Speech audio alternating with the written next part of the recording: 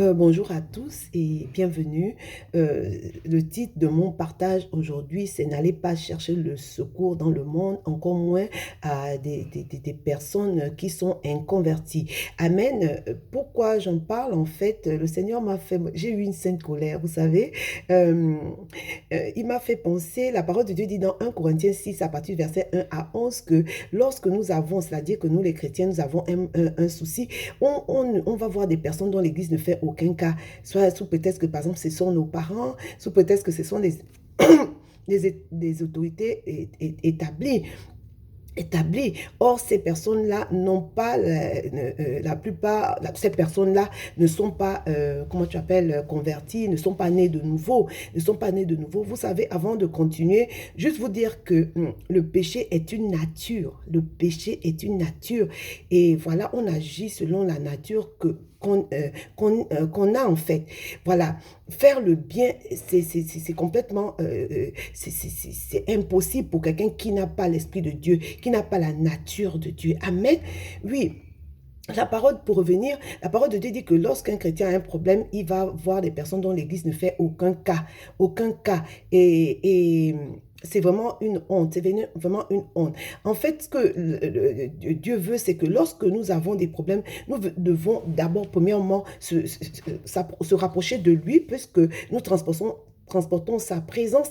On a dit que toutes les dont nous avons besoin habitent en nous au travers du Saint-Esprit. Amen. Et il parle à notre esprit. Il dit que notre esprit est la lampe et sa lampe, il nous éclaire à travers sa lampe. Amen. Donc, à travers notre esprit. Donc, notre esprit et sa lampe, il rend témoignage à notre esprit. On interagit avec Dieu au travers de notre esprit. Il dit que déchargez-vous sur lui de tous vos soucis, car lui-même prendra soin de vous. Donc, lorsqu'on a un problème, on doit voir premièrement nos autorités, c'est-à-dire ceux-là que Dieu a établis au-dessus de nous et dont le témoignage est avéré. Amen, dont le témoignage est avéré. Ou voir des frères et des sœurs dont le fruit est évident, en fait. Le fruit est évident. La parole de Dieu dit que le plus petit dans le royaume des cieux est plus grand que Jean-Baptiste. Jean-Baptiste était un grand prophète. À combien plus forte raison nous sommes plus grands que ceux-là qui sont dans le monde. Amen. La parole de Dieu dit ça c'est dans Matthieu 1, Matthieu 11, 11 et Romains 12, 19 dit, ne vous vengez pas vous-même, mais laissez agir la colère de Dieu, à lui la vengeance, à lui la rétribution, à lui la rétribution. Et pour continuer, nous allons lire, ça on va devoir le lire, c'est le livre dans 1 Corinthiens, chapitre 2, les versets 14 à 15. Amen. Je vais lire version parole de vie. La parole de Dieu dit, celui qui pense seulement de manière humaine n'accepte pas ce qui vient de Dieu, qui vient de l'Esprit de Dieu. Pour lui, c'est une folie et il ne peut comprendre cela. Oui, c'est seulement l'Esprit Saint qui permet de bien juger ces choses. Et celui qui a l'Esprit Saint peut juger de tout, mais lui, personne ne peut le juger. Les livres saints disent, qui connaît la pensée du Seigneur, qui peut lui donner des conseils? Eh bien, nous avons la pensée de Christ.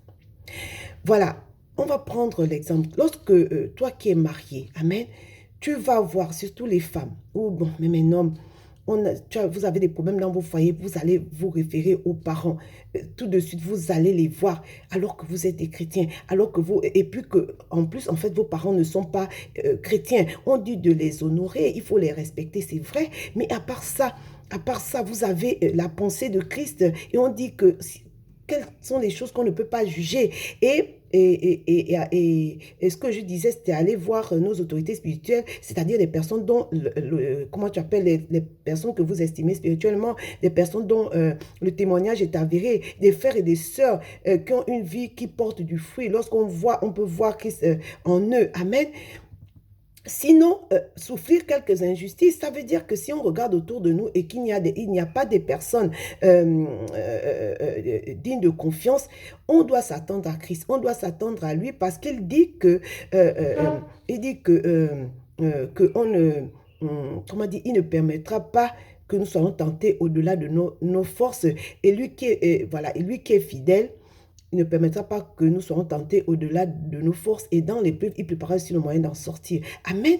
Dieu n'est pas un homme pour mentir, ni le fils d'un homme pour se repentir. Dieu n'est le débiteur de personne. Sa parole dit que il veille sur sa parole pour l'exécuter. Sa parole dit que sa parole ne repart pas à lui sans avoir exécuté ses desseins, accomplir sa volonté. Dieu est digne de confiance. Dieu est digne de confiance. Vous savez, les personnes qu'on va voir là ne sont pas meilleures que notre conjoint. Ils ne sont pas meilleurs. Au contraire, ils vont se moquer de vous. Amen.